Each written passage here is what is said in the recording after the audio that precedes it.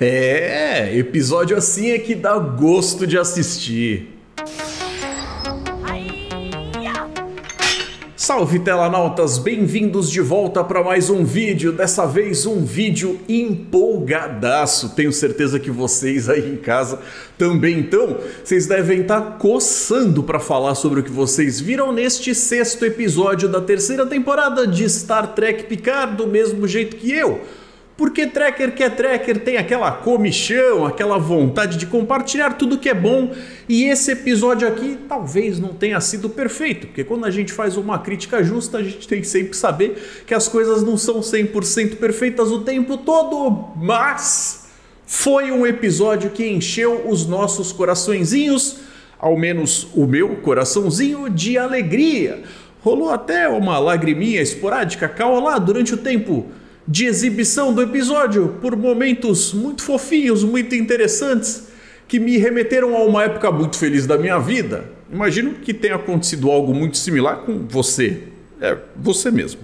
Eu sou o Heitor Teixeira e vou falar a respeito das coisas que achei desse episódio aqui nesse começo de vídeo, livre de spoilers, então podem ficar tranquilos. Quando chega a hora eu aviso. E já vou avisando também, esse vídeo promete ser um pouco maior do que o de costume, então vai buscar a pipoca.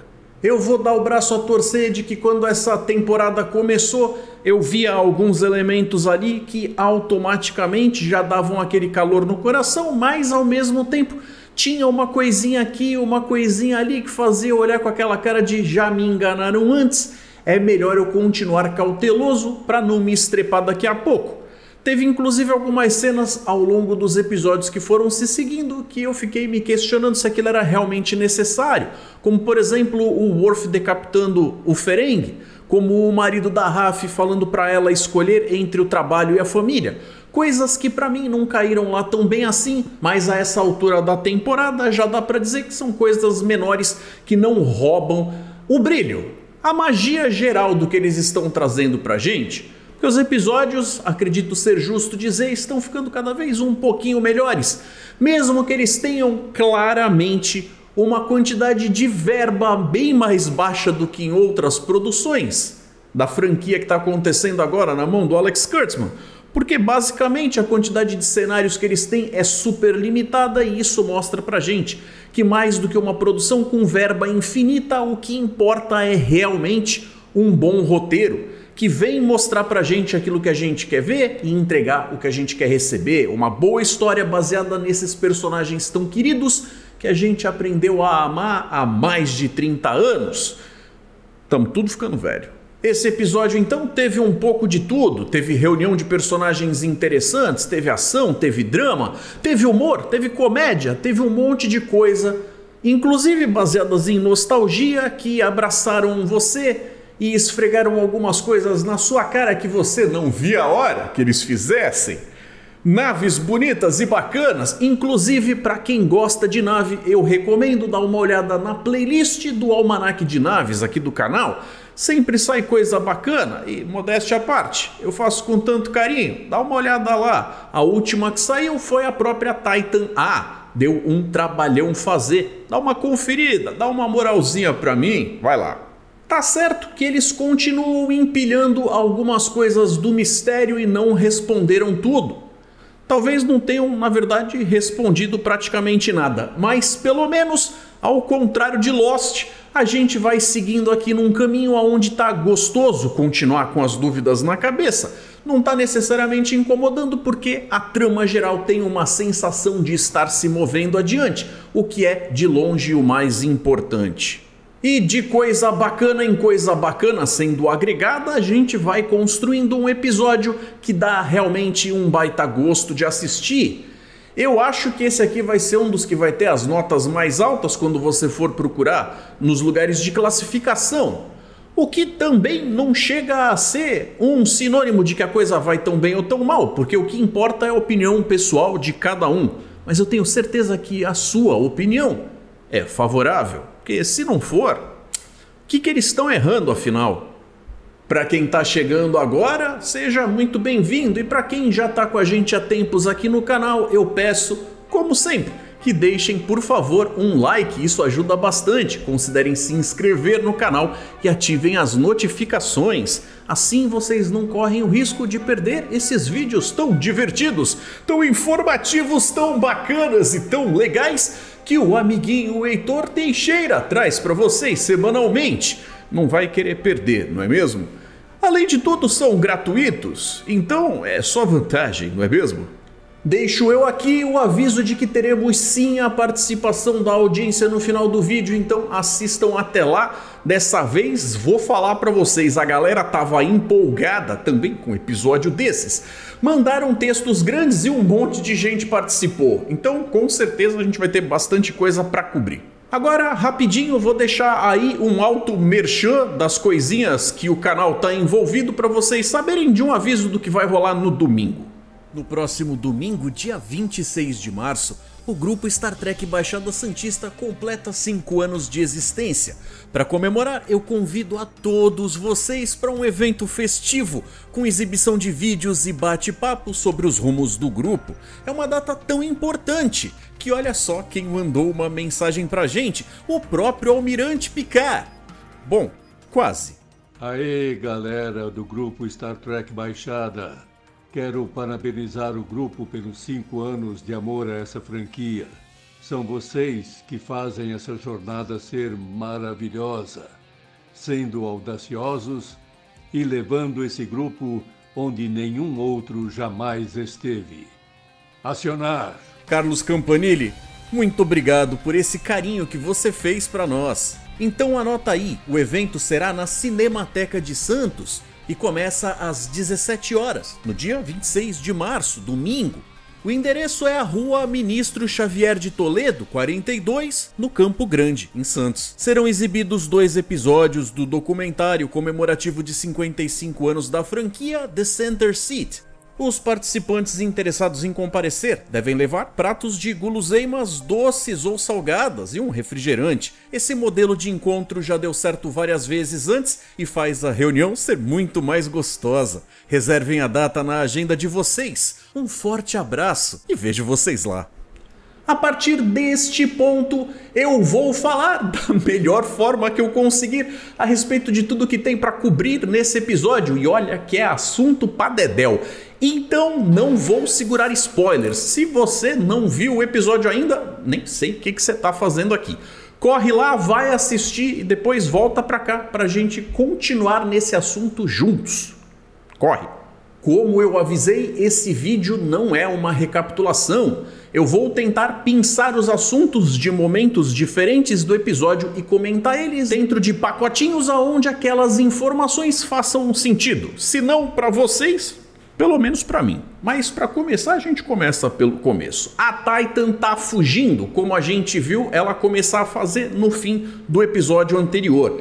Ela tá espalhando lá umas boias com os transponders dela, mandando um sinal dizendo: "Oi, eu sou a Titan A. Oi, eu sou a Titan A. Oi!" Em lugares diferentes, dessa forma fazendo com que a frota seja escada, seja pescada, seja atraída para os mais diversos lugares, fazendo com que eles tenham um pouquinho de oportunidade de escapar pelas brechas. Então, a princípio, a gente tem 3 objetivos principais aqui. A gente tem o primeiro objetivo, que é eles não serem pegos. Tem que arranjar um jeito de continuar fazendo as coisas sempre pelo caminho onde eles vão conseguir se esconder, vão conseguir ser rápidos, para que também, né, se eles forem pegos, acaba a brincadeira. Então essa é a primeira parte. A segunda, que também não é nada fácil, vamos combinar, é no meio desse jogo de gato e rato ainda conseguir ajuda. O problema é, como é que você consegue ajuda no meio de uma conspiração onde todo mundo, amigo ou inimigo, pode ter a mesma cara? A terceira parte, com mais cara de missão impossível do episódio, é quando eles têm que invadir o Instituto Denstrom, justamente para conseguir pegar mais pistas das coisas que vão levar eles para a próxima parte dessa história. O primeiro desses temas, com certeza, é o tema da paranoia. Afinal, eu tô chovendo no molhado. A gente tá falando a respeito de uma conspiração de gente que tá misturada ali no meio de toda a frota, talvez até da federação, de uma forma que você não tem nem como fazer uma pesquisa de sangue, você não tem um jeito de preparar o seu tricorder para conseguir descobrir quem é quem, e não dá para conhecer detalhes pessoais de todo mundo para você ficar fazendo perguntas e descobrir quem é que vai escorregar em uma resposta ou outra de uma forma que seja muito autoincriminadora. Então isso por si só já faz com que a cabeça de qualquer um entre em parafuso. Seguindo essa linha de raciocínio, então, a gente chega no segundo tema, que seria diretamente ligado com o primeiro, que é o tema da confiança. Em quem é que a gente pode confiar? Afinal, a situação que está se apresentando faz com que esses laços sejam forçados e levados aos seus extremos. E não é porque eu confio em você que você confia em mim.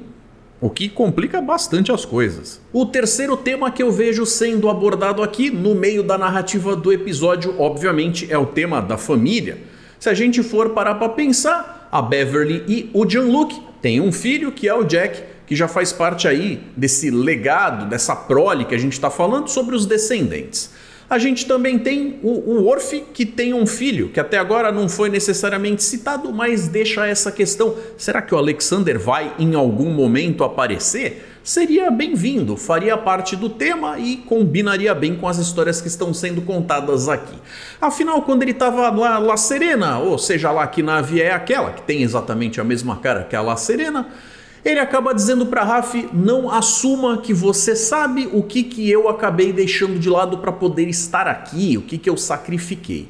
Talvez esse esquema de família, que ele sabe muito bem o que é perder, sendo que ele já perdeu a mãe do Alexander lá atrás, na época da nova geração, já perdeu a Jadzia, e por aí vai. O cara não é alheio a esse negócio necessariamente de sacrifício, sabe muito bem, talvez até por isso tenha resolvido seguir por esse lado mais zen. Em relação ao Riker, a gente já viu ele falando do como ele se sente com o coração apertado pelo fato de ter perdido o filho. Tem a filha dele que apareceu lá na primeira temporada e, como é spoiler, você não pode reclamar. A gente vê que no final do episódio capturaram a Troi. Então já fica mais uma outra família sendo ameaçada, com os laços sendo testados aqui. O personagem novidade que chega também acaba sendo o LaForge, e a gente tem a óbvia conexão dele com a filha, que é a timoneira da Titan.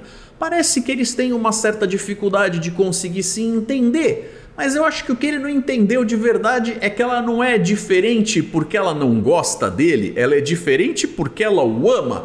Coisinhas assim, pequenos detalhes que vão sendo plantados na trama fazem justamente com que a gente sinta que esse Star Trek tá bebendo no jeito de fazer antigo, onde o foco está nas coisas muito mais das pessoas, dos personagens, do que necessariamente em alguma besteira qualquer que está sendo contada para falar sobre um alienígena da semana ou um planeta que funciona de algum jeito esquisito.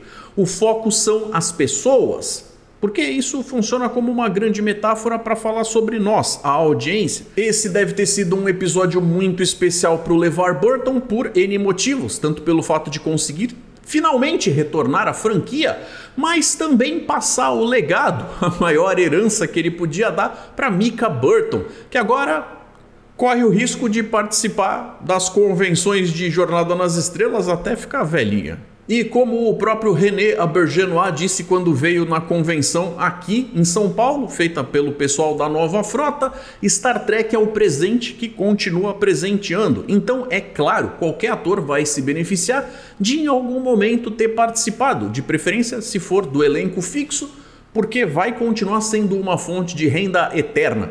Isso tem a ver com o que acontece fora das telas, mas tem a ver com o que acontece lá dentro também, já que o pai parece tão preocupado com o destino das filhas, de ambas. Inclusive, para quem estava se perguntando por que ele estava com aquela tremenda cara feia quando aparece na tela, nos trailers que mostravam o que ia acontecer nesse episódio, algumas pessoas tinham teorizado de que talvez ele tivesse um pouco chateado, um pouco irritado, um pouco decepcionado com o Carequinha, pelo fato do Carequinha justamente ter colocado a Sidney em perigo. E não é que a galera tava certa. Além disso, ainda tem o lance de que agora ele não é simplesmente um engenheiro que trabalha fazendo aventuras em uma nave. Ele tem um monte de papelada para cuidar, ele sabe da quantidade de coisas burocráticas e de todos os tratados que podem vir a ser quebrados e toda a dor de cabeça jurídica que isso causa.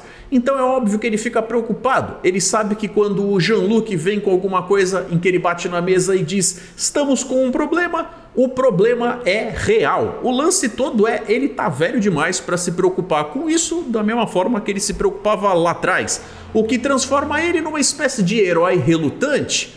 Os melhores, diga-se de passagem. E uma família que eu acho que seria um pecado se eu deixasse de lado e não comentasse é a própria família da 7 de 9. Quando a gente vê naquela cena que é pura pornografia de naves espaciais, ela reconhecendo a Voyager no meio ali das naves que estão no museu, ela vê e fala o quanto aquela nave foi importante para ela, o quanto aquilo ali representava a família, o lugar onde ela renasceu. Ela transmite, a atriz Jeri Ryan conseguiu entregar uma coisa realmente de gratidão, de bons tempos, de uma coisa aonde ela se apegava para conseguir ter aquilo que foi roubado dela pelos Borgs, o que é uma sensação bastante antagônica, já que quando ela teve a oportunidade de voltar a ser abraçada pela humanidade dela, ela também não conseguia deixar de lado o seu lado Borg. Ela agora sabe que ela é uma filha de dois mundos, ela coexiste ali e não tem problemas com isso. Então, até por isso faz bastante sentido a cena quando ela reencontra com a Raf e elas têm aquela conversa que não diz muita coisa, mas para quem sabe ler nas entrelinhas diz muito do "você tá bem? Espero que esteja". Mas aparentemente se vai continuar tendo alguma espécie de relacionamento entre elas. Foi colocado isso daí numa pausa, porque existem outros assuntos sendo tratados aqui e aquilo estava sendo uma distração. Inclusive, creio eu que o Terry Matalas tenha olhado e falado, já que isso foi abordado nas temporadas anteriores, eu não posso simplesmente desfazer, mas se os fãs não estão curtindo, acham que o foco está sendo jogado no lugar errado, até porque, vamos lá, aqui entre a gente, eu não tinha problema nenhum com o fato delas estarem juntas, mas aquilo às vezes virava umas discussõezinhas, umas DRs entre elas que roubavam certos momentos de episódios que podiam ser usados para outras coisas muito mais interessantes. Então eu concordo que deixar esse relacionamento de lado, mas como o próprio Worf percebe que elas são em algum nível amantes, ainda esteja registrado ali. A gente vê que ele continua agindo daquele jeito, mesmo que ele tenha mudado e agora seja um cara mais zen, ele ainda é um pouco afastado, não é muito de abraço e tal, mas a galera fica tão feliz de ver que você vê que a alegria rola ali, a própria doutora não se incomoda, ele pode até não retribuir o abraço, mas ela não tá nem aí, ela vai lá, abraço grandão e aproveita. E em relação aos temas que o episódio trata, a gente também tem o papo da herança, das coisas que um pai deixa para suas crianças, para sua prole. E aí a gente acaba, obviamente, tendo que falar a respeito da doença do Picard, já que a gente descobre que o Jack também sofre com a tal da síndrome irumódica. Não é exatamente o tipo de notícia que qualquer um fosse ficar lá muito feliz de receber, ele não lida muito bem com isso, principalmente no começo, mas de qualquer forma, se a gente for parar para ver, o Picard tem tanto culpa disso quanto teve do fato de ter atacado os outros enquanto locutos. Ele não tinha escolha nenhuma, foi apenas algo que aconteceu. Mas a galera adora jogar coisas na cara do velhote, carecoide, tadinho. Esse momento foi aquela jogada de balde de água fria, aonde o Jack, que tá passando por um mal bocado lá quando se liga na notícia, acaba dando uma patada no pai que não precisava, mas também não sei se ele ia conseguir fazer diferente. E é claro, tem a relação da Sidney com o pai, o LaForge, aonde você vê que ele não gosta muito do fato dela às vezes não dar ouvidos a ele e tal, mas uma coisa que eu, que não tenho filhos, só posso supor e imaginar. Vou inclusive contar com você que tem filhos, fazer os comentários aqui como vocês se sentiram quando vocês viram essa parte do episódio. Ela acaba deixando claro para ele que muitas das coisas que ela faz, na verdade ela aprendeu com ele. Se ele acha que ela está sendo irresponsável e se jogando em certas situações ali pela aventura, ela fala, não é bem isso não, eu estou fazendo o que é certo. Quando ele diz deixa isso para a Frota Estelar, ela de forma muito clara lembra ele de que ela é a Frota Estelar. Então ela está sim fazendo as coisas do jeito que foi ensinada. Eu imagino que seja justo dizer que quando se cria um filho, se cria esse filho para o mundo e não para si mesmo. Ele teve um momento ali de bastante egoísmo paterno, o que é completamente aceitável e compreensível.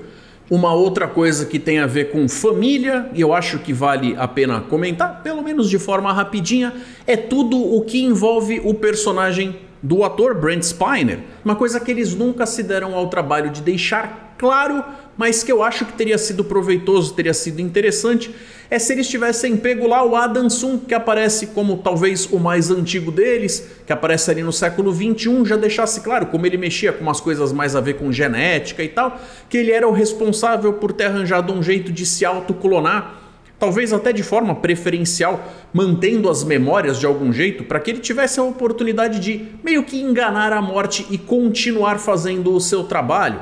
Isso teria sido bastante interessante se ele fosse justificado de forma canônica como sendo, sim, o mesmo personagem em corpos diferentes. Talvez uma coisa ali meio Connor MacLeod lá do Highlander, mas eles nunca se deram ao trabalho de fazer com que isso fosse dito com todas as letras, então a gente só tem basicamente o Brent Spiner interpretando todo mundo com exatamente a mesma cara, com um personagem que tem todos os genes dominantes, porque a napa é sempre a mesma. E aqui nesse episódio, esse novo corpo, que foi chamado de Golem, que foi dado ali para esse novo personagem do Brent Spiner, pelo Adam Sung, seria a última tentativa do cara conseguir se manter vivo. Então ele é uma grande mistureba, onde você pega todos os personagens ao qual ele teve acesso, inclusive a filha, joga tudo no liquidificador e o que acaba sobrando no final, obviamente com uma porção muito maior do Data, porque foi quem se manteve ativo aparecendo na franquia por mais tempo, e a gente vai acabar tendo esse personagem que vai ser uma grande salada mista de coisas que a gente não sabe o que esperar, mas que tem esse visual do cabelo branquinho, que é a desculpa perfeita para a gente continuar tendo uma versão do Data interpretada por esse ator.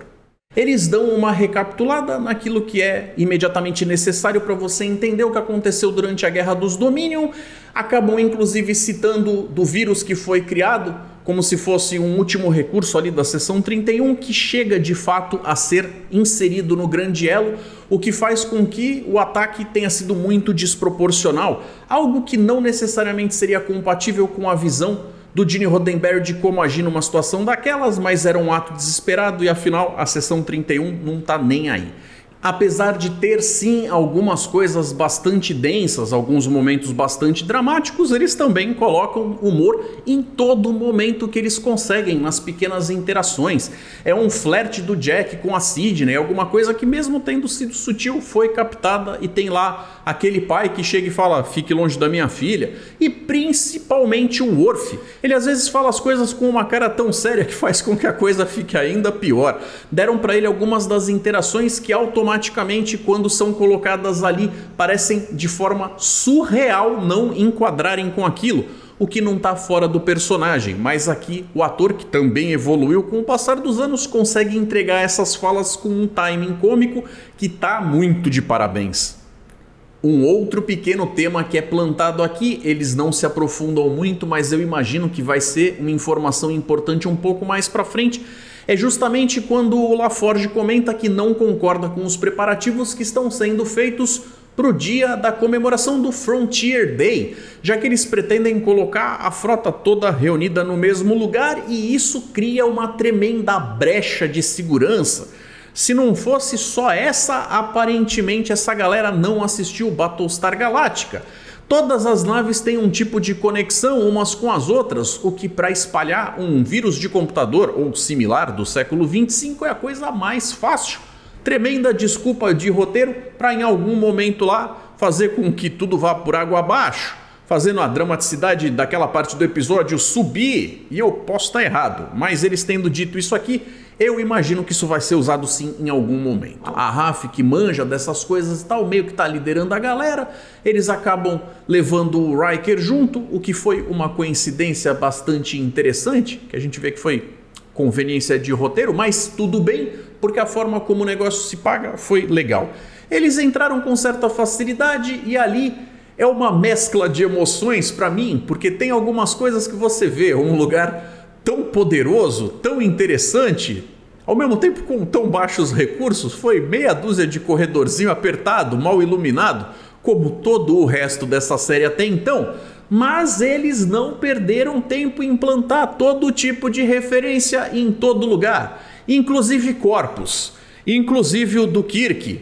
possivelmente o do Archer também. De pingos modificados até a segunda versão do Torpedo Gênesis, eles têm um monte de coisas ali e o tal do novo Data também tá lá. E é ele quem está tomando conta do lugar, é ele que é a tal AI super avançada. E como o Vulcano mafioso lá já tinha comentado, ela tem uma falha lógica bastante interessante, que é justamente o fato dela ser quase humana. Tem aquele negócio de ter compaixão, reconhecer os amigos. E quando ele vê quem tá ali, por mais que ele tente lutar contra essa galera, fazendo com que os sistemas de segurança sejam ativados, ele cria uma tremenda de uma brecha para si mesmo, porque na verdade ele quer facilitar essa galera. Quando aparece o Corvo Negro, isso automaticamente tem a ver com uma espécie de sonho que o Data já tinha tido, o que mostra que ele acaba materializando algumas coisas que estão no subconsciente dele.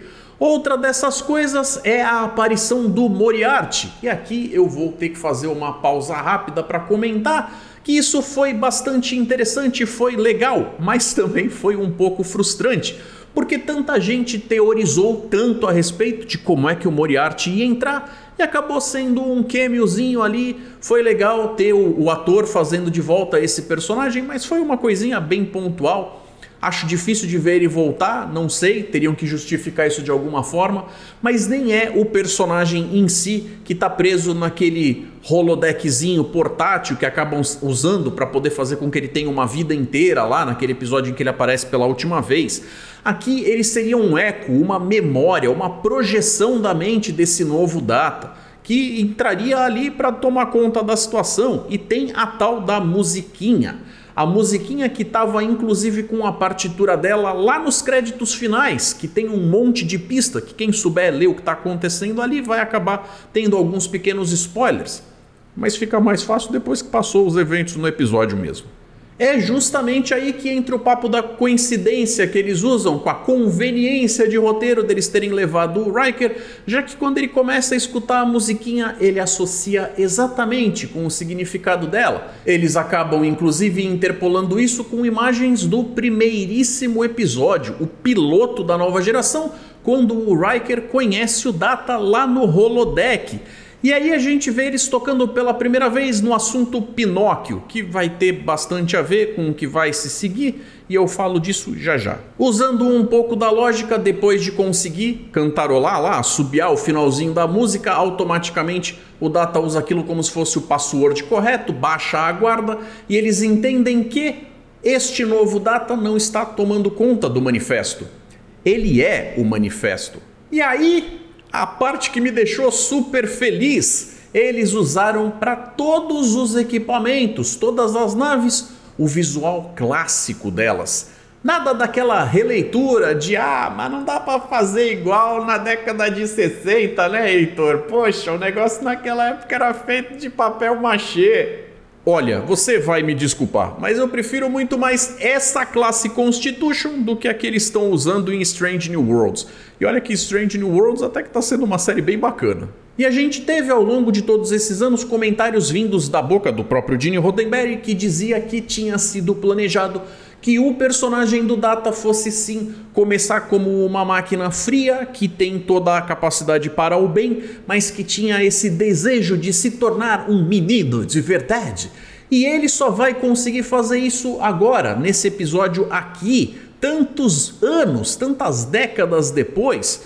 Então esse modelo do Data ou entidade Sungiana agora receberia o nome de Daystrom M510. A gente também acaba incorrendo no papo do Tratado de Algeron, que falava que eles tinham prometido para os Klingons que eles não iam trabalhar, não iam desenvolver o sistema de camuflagem por conta própria. Toda vez que eles precisaram usar um desses foi um assunto ali que os diplomatas conversaram, bateram bastante papo, chegaram no acordo e foi emprestado. Para fechar o pacotinho de tudo isso, a gente finalmente tem a Marina Sirtis chegando na série, não através de um holograma ou uma tela, agora ela tá lá, ela mesma, fazendo a Troi, que foi capturada, já que a Vedic quer chegar nos resultados dela e por conta própria o Riker não ia ajudar. Então talvez isso faça com que ele seja convencido. Tadinho. E nós chegamos então no momento dos telanautas. com o pessoal de casa comentando os eventos do episódio anterior, onde o sempre presente Bruno Chassotti Lago escreveu: a volta da Rolaren foi uma ótima surpresa, já esperava pelo retorno do elenco principal, mas como ela era uma personagem secundária, não imaginava que voltaria. Bruno, eu também não. Quando ela brotou ali, eu fiquei de queixo caído, sem acreditar. Os caras mandaram bem, conseguiram fazer algo que pegou muita gente de surpresa. A situação do Jack Crusher me lembrou muito o Will na segunda temporada de Stranger Things, quando estava sendo o tempo inteiro atraído para o mundo invertido pelo Devorador de Mentes. Tem com certeza algo de diferente com ele, sim, mas o episódio de hoje tentou amarrar isso com o tal papo da síndrome irumódica, que pode fazer a pessoa ficar com a cabeça meio tontinha. Então não sei se vai ser só isso, mas teve isso. O Gervásio caprichou no texto e lançou: olha, há muito tempo que não vejo um episódio tão cheio de suspense e intriga em Star Trek. Me lembra todo o clima da fase da Guerra Dominion. Assim, adorei sentir essas sensações. Além disso, adorei ver a comandante Ro de volta e não sabia que a atriz não queria ficar na série. Mas que bom que ela aceitou aparecer nesse último episódio. A personagem dela vai deixar saudade. Como eu falei, realmente esse daí foi um segredo bem guardado pela galera da produção. Mas eu vou falar para vocês que eu ainda tenho a esperança de que ela não tenha de fato morrido. Porque ficção científica sempre dá um jeito. Ninguém viu o corpo. Mas falando no elefante branco na sala, o que está acontecendo com o Jack Crusher? Eu tenho uma teoria bizarra. Como os metamorfos conseguem agora emular até órgãos internos e fluidos, quem sabe o Jack seja um híbrido entre humano e metamorfo. Digo isso pois pode ser que durante aquele resort onde estava o Jean-Luc e a Beverly, em algum momento um metamorfo com essas habilidades específicas pode ter tomado o lugar do nosso ex-capitão, aproveitando esse romance para fazer isso. Para que propósito? Realmente não sei. Mas os surtos que ele está tendo parece que seja o chamado duelo dos metamorfos ocorrendo com ele. O que acha? Gervásio, eu não sei se os roteiristas de Star Trek recorreriam a esse recurso da suruba para colocar em algumas das suas narrativas. Mas no episódio de hoje a gente viu que eles seguiram por um caminho que lida muito mais com o lado do DNA, que até tem a ver com a teoria que eu lancei no vídeo. Eu não sei se é o que é, mas a gente vai ter que esperar para ver. Quem também mandou um textão pra gente foi o Evandro Martelli. A galera tá empolgada dessa vez. No comentário do Kazakamatsu, ele levanta a teoria de, em vez de ser os metamorfos, ser a espécie 8472. Eu lembrei de um episódio de Star Trek Voyager. Depois dele, eles ajudarem os Borgs contra a espécie 8472. A USS Voyager encontra uma elaborada simulação do quartel-general da Frota Estelar em pleno quadrante Delta. Ao capturar um dos alferes, eles descobrem que na verdade a espécie 8472 está em treinamento para uma invasão contra a Federação no quadrante Alpha. A Capitã Janeway consegue uma reunião com o líder da espécie 8472. Devido à colaboração da USS Voyager com os Borg contra a espécie 8472, eles achavam que os humanos tinham planejado de força hostil de invasão ao universo fluídico. Capitã Janeway explica que sua tripulação não tinha conhecimento na ocasião que os Borgs tinham começado a guerra com sua espécie. Eles explicaram que temiam os humanos tanto quanto a tripulação da USS Voyager os temeu. Depois de concordar em compartilhar tecnologia como um primeiro passo para a paz entre ambas as espécies, os seres da espécie 8472 voltam ao universo fluídico e a USS Voyager continua em sua viagem para casa. Esta teoria não é tão absurda assim. Essa é a beleza de se ser um fã dessa franquia. A galera fica caçando tudo quanto é elemento dos mais obscuros, nos lugares mais longínquos do canon, para tentar fazer suas próprias teorias. E eu vou dizer para vocês o seguinte: às vezes as teorias dos fãs são muito mais elaboradas e, por vezes, interessantes do que as que os próprios roteiristas de algumas das séries da franquia fazem. Talvez como exemplo algumas das coisas que foram ditas como teorias de fãs para eventos que estavam acontecendo em Discovery, que na verdade o que tinha sido sugerido era muito mais divertido e coerente com o universo do que o que a gente acabou vendo em tela no fim das contas. Então, muito honestamente, eu acho que eles não vão seguir por esse caminho. Tá aí registrada a sua teoria, se for, você vai estar com um ponto a seu favor, mas de qualquer forma a gente vai continuar assistindo para ver aonde eles vão chegar. É muito bacana, pelo menos a diversão de tecer essas teorias, né? Pra gente ver até onde a gente vai conseguir pensar com a mentalidade de um roteirista de Star Trek, mas só o fato de você estar se divertindo com isso já mostra que essa série não tá chata, porque se ela tivesse chata, você provavelmente não tinha nem perdido seu tempo em criar uma ideia dessas. Chega então a vez do Márcio Bravin. Mas não fica Bravin não, Márcio, calma. Péssima essa. Eu fico impressionado e feliz quando a lacração, woke, identitarismo e ideologia estão deixados de lado, ou pelo menos colocados em segundo plano, e a produção é priorizada, resultando em um espetáculo de interpretação com uma trama muito bem montada, executada. Pelo menos até agora, se Star Trek Picard tivesse iniciado desde a primeira temporada nesse nível, com certeza teríamos uma das melhores séries de todos os tempos do universo de Gene Roddenberry. Esse roteiro dessa terceira temporada tem sido conduzido de forma brilhante. O quinto episódio colocou mais trama e suspense do que pode acontecer até o final. Estou muito satisfeito. Aquele Picard de Clodovil foi indigesto de ver. Márcio, eu concordo que quando eles pegam e colocam o foco na história, normalmente a gente tem episódios de qualidade muito superior.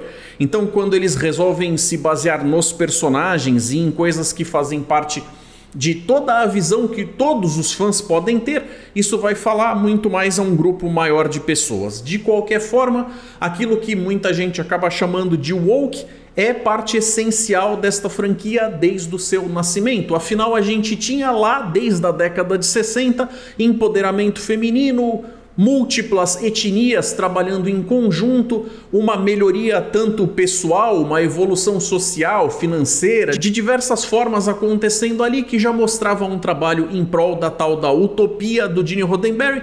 Então tem certas coisas que quando a gente vai falar sobre mulheres, sejam elas negras ou não, homens, sejam eles homossexuais ou não, participando dessas histórias, isso nunca foi o que me fez achar que eles estavam seguindo por um caminho ruim, muito pelo contrário. Mas o que eu acho é que eles não têm que colocar o foco no o que uma pessoa é, mas sim nas histórias que essa pessoa vive. Se for a partir desse ponto de vista, eu acredito que a gente esteja falando a mesma língua, mas o lance todo é que bom que eles estão fazendo uma história que está agradando você. Nos 45 do segundo tempo, nós temos o Eduardo Alex, que enviou. Bom, não sei se dá tempo de fazer um responda 2 pontos, senão você responde nos comentários. Olha aí, Edu. Deu tempo. Tenho uma teoria maluca que provavelmente não é verdade, mas quero compartilhar. Então lembro de DS9, dos fundadores terem impresso algumas coisas no Odo, incluindo um desejo de voltar para casa. Fiquei pensando se com a evolução eles não aprenderam a como fazer esse mesmo processo, mas agora com memórias, e terem enviado um metamorfo com a aparência do Jack Crusher e com as memórias do verdadeiro que teria sido sequestrado. Usariam um processo como os dos Cardassianos, que mandaram agentes com aparências de Bajorianos e sem suas próprias memórias. Então, eles usariam ele como um espião e depois não conseguiriam trazê-lo de volta, e por isso ele tem essa parada toda dentro dele. Bom, o problema é que não sei como explicar ele sendo o escolhido de espião. Edu, como eu disse, ser fã, uma das partes mais interessantes, mais divertidas é fazer sim as nossas teorias. É bastante frustrante quando 90% dela faz sentido, mas aqueles 10% final a gente não tem uma explicação boa o suficiente para amarrar com o resto. Nesses casos, normalmente quando a gente está certo é mais por coincidência do que por mérito. Mas, de qualquer forma, tá aí registrada a sua teoria. Qualquer coisa você vai poder se gabar de que cantou a bola na frente de todo mundo. Firmeza? Se você aí de casa gostou desse vídeo e assim como os nossos telanautas quiser participar enviando seu comentário, use o Responda 2 pontos. Isso significa que você não apenas quer participar, mas também permite que eu use o seu texto no programa. O que você postar nesse vídeo aparecerá na semana que vem. Esse vídeo ficou um pouco diferente do que o de costume, mas eu achei que era mais fácil assim, pegar as coisas e os elementos separados, porque eu achei que ia ser mais fácil falar sobre tudo de relevante se eu não tivesse compromisso com a linha cronológica do que aparece no episódio. Acho que eu não esqueci nada de muito importante. Se eu esqueci, também fiquem à vontade para colocar nos comentários. Para quem vai no evento no domingo na Cinemateca de Santos, até lá. Para quem não vai, até semana que vem. Um forte abraço, galera, e até mais. Momentos diferentes do episódio e comentar eles dentro de pacotinhos, onde aquela...